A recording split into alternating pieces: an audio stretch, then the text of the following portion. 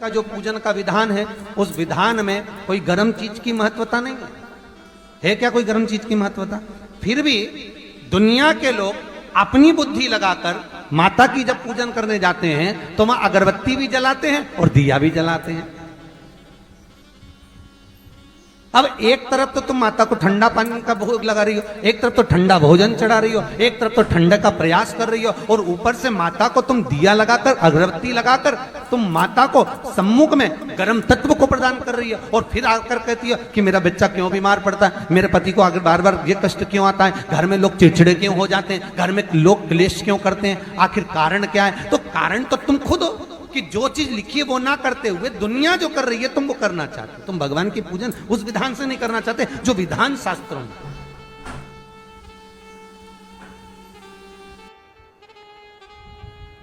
जो शास्त्रार्थ विधान कहता है।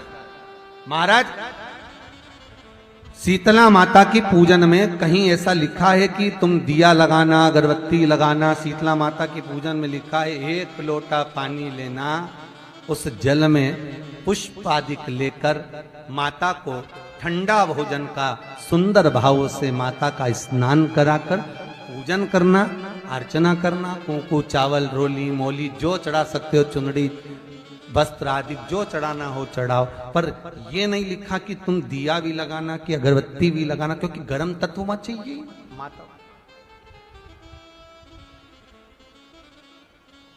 वो शीतल है, शीतला। और अगर तुम दिया लगा भी रहे हो, मान लो दिया अगर तुम लगा भी रहे हो तो उसके सम्मुख ना लगे, उससे दूर, बहुत दूर।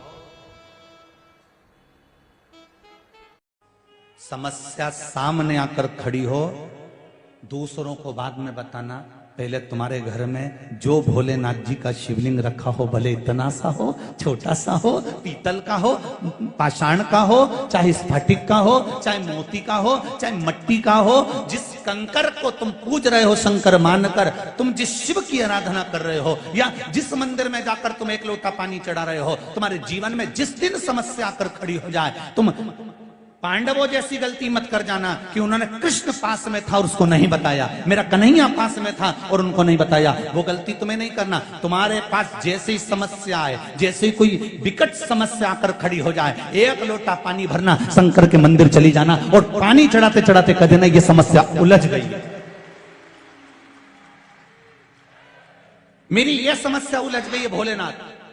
तुम्हें सीवर वाले महाराज को फोन लगाने की जरूरत नहीं है, तुम्हें किसी के पास जाने की जरूरत नहीं है, 2 अगरबत्ती नरियल लेकर हिलने डुलने वालों के पास जाने की जरूरत नहीं है। तुमको केवल एक काम करना है, शिव के द्वार जाना है, शंकर के मंदिर जाना है, शिव की चौखट पर जाना है, भगवान शंकर को 1 लोटा पानी चढ़ाकर भगवान शंकर से बस प्रार्थना कर देना कि बाबा मेरे जीवन में ये समस्या आकर खड़ी हो गई है, मेरे जीवन में ये समस्या आ गई है और इसको आपको संभालना है, कोई दूसरा नहीं।